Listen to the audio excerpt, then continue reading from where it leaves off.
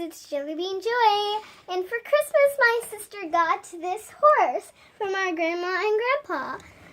So this Barbie doll, she is the doll who came with the horse. She's wearing her outfit that she came with, and see this, it's supposed to be like soap or a phone, I don't know, but so what you do is you snap her on, and she stays in place while her horse Tawny Barbie can ride Tawny. Her knees go up and down. How cool is that?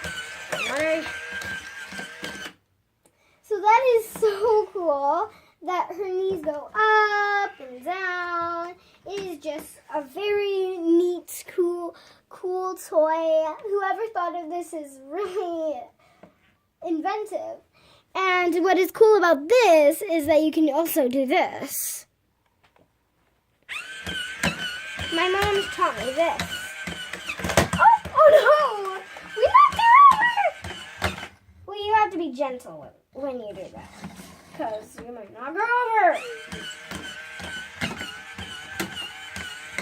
See?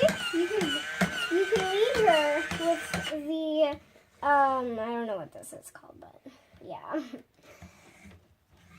And what you do is you press her hair to make her walk. So yeah, please like and subscribe. Bye!